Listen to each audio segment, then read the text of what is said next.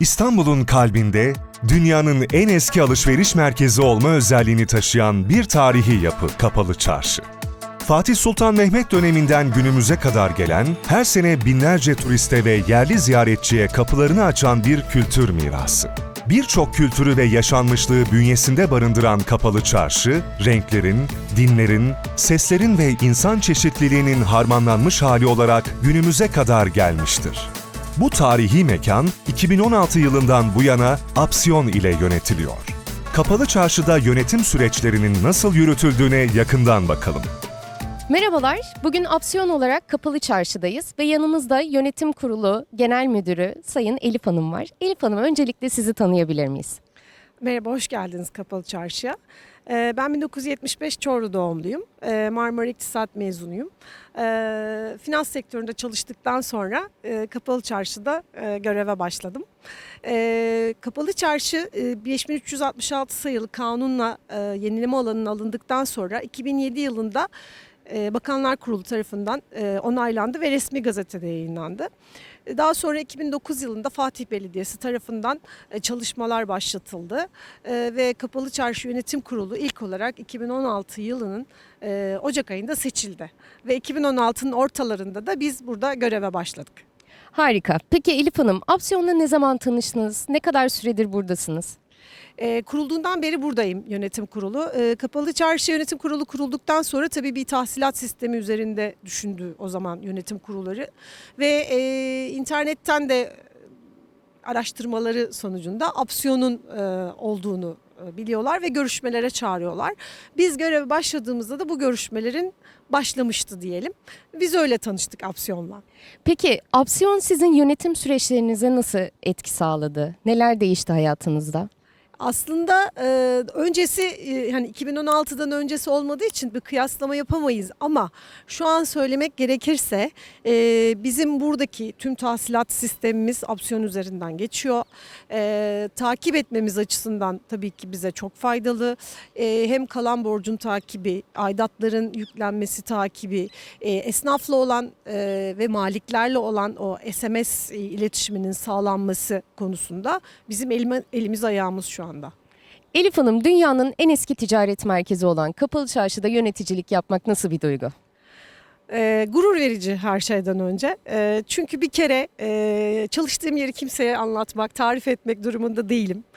Kapalı Çarşı dediğinizde Türkiye'de herkes bilir ve hatta dünyada Grand Pazar dediğiniz zaman herkes neresi olduğunu gayet iyi biliyor. Bu anlamda çok şanslı hissediyorum kendimi.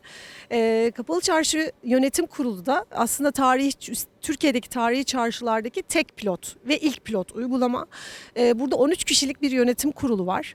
Bunun 4 tanesi kamu temsilcilerinden meydana geliyor. Bizim içimizde İstanbul Valiliğinin bir temsilcisi, vakıflardan bir temsilci, Fatih Belediye'den bir temsilci ve İstanbul Büyükşehir Belediye'den bir temsilci var. Geriye kalan 9 üyemiz de burada tapu sahibi, mülk sahibi olan kişiler ve bu 13 kişinin aldığı kararlarla Kapalı Çarşı'nın işte sorunları, vizyonu ve bir takım kararlar alınıyor. O kararlar daha sonra idari kadro tarafından uygulamaya geçiriliyor. Elif Hanım, Kapalı Çarşı çok eski zamanlardan beri günümüze kadar gelmiş bir ticaret merkezi ve gelişmiş, yerleşmiş bir kültürü var esnafında. Esnafın bu süreçte Apsiyon'a uyum sağlaması nasıl oldu? Zorlandığınız taraflar oldu mu? Biraz bize bahsedebilir misiniz? Tabii. Kapalı Çarşı 562 yaşında. Nesiller boyu gelmiş ve kurulduğundan beri de ticaret merkezi olarak kullanılmış bir yapı. Dolayısıyla aslında çarşının sistemini aktarmak, bu tahsilat sistemini ve bütün yönetim sürecini bir sisteme yüklemek oldukça zorlu bir dönemdi. O dönemde Apsiyon bizlere çok yardımcı oldu. Çünkü burada 2500 tane dükkan, bir o kadar esnaf, yani 10.000 tane çalışan, yaklaşık 2800 kişide farklı kişide maliğimiz var. Bunların hepsinin Apsiyon'a yüklenmesi, sistemin kurulması, hatta aidatların sisteme yüklenmesi bile Kapalı Çarşı'da çok farklıdır. Bu konuda özellikle çok yardımcı oldu. Biz onlara nasıl bir sistem istediğimizi anlattığımızda bize bununla ilgili sistem sistem kurdular. O anlamda yardımcı olundu ve sonrasında da 6 yıldan beri artık gayet uyumlu bir şekilde çalışıyoruz. Beraber geliştik ve büyüdük diyebiliriz aslında. Evet, kesinlikle. Elif Hanım, aslında biraz önce de bahsettiniz. Ben yine de izleyenlerimiz için tekrar sormak istiyorum. Çok büyük bir alanda, çok büyük bir esnafa sahip Kapalı Çarşı. Kaç tane esnaf var? En eski esnaf ne kadar süredir burada sizlerle birlikte çalışıyor? Biraz kültüründen bahsedebilir misiniz? Tabii. Kapalı Çarşı aslında ahiliğin doğduğu yer diyebiliriz. Ahilik kültürü var burada. Biraz önce de söylediğim gibi 562 yaşında 40 bin metrekare alanı olan 22 tane kapısı olan 2500 tane esnafın içeride sürekli ticaret yaptığı bir alan. Burada en eski esnaf kaç derseniz 4. kuşaktan aynı mesleği yürüten esnaflarımız olduğunu biliyorum. Babadan oğula aktarılan, ustadan çırağa aktarılan bir esnaf ve ticaret kültürü var burada. Kapalı Çarşı'da çalışmak referanslı olur. Herkes burada çok çalışamaz çünkü burada güven üzerine kuruludur her şey. Hala sözün senet olarak geçtiği esnaflarımız vardır içeride. Biz de Kapalı Çarşı yönetimi olarak Apsiyon'la birlikte bu güven esasına dayanan ilişkileri esnafla birlikte sürdürmeye devam ediyoruz. Biz de gezme fırsatı bulduk sayenizde. Kapalı Çarşı'yı gezdik ve çok renkli bir dünyası var.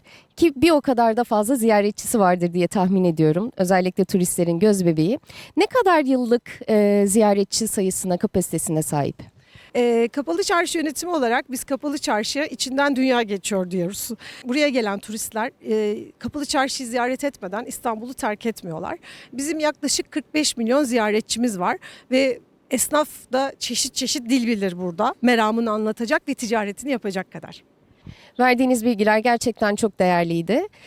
Bu güzel dünyanın, renkli dünyanın kapılarını da bize açtığınız için ayrıca teşekkür ederiz. Son olarak izleyenlerimize ve Apsiyon ailesine söylemek istediğiniz bir şey var mı? Tabii. Kapalı Çarşı herkesin bildiği gibi bir AVM değil aslında. Bir ticaret ve yaşam merkezi. Burada 62 tane sokak, 18 tane han, bir hana girdiğinizde ceviz ağaçlarımız var. Sokakta dolaşırken aniden karşınıza bir kedi çıkabilir. İçeride uçan kuşlarımız var ve Kapalı Çarşı bir hava sistemiyle değil gökyüzünden havalanan bir yapı. Dolayısıyla biz herkesi Kapalı Çarşı'ya bekliyoruz. 562 yaşındaki bu değere sahip çıkılması gerekiyor. Bu yaşına kadar ticaret merkezi olarak kullanılmış ve umarım bundan sonra da yine yüzyıllar boyunca ticaret merkezi olarak gelecek nesiller tarafından kullanılmaya devam eder.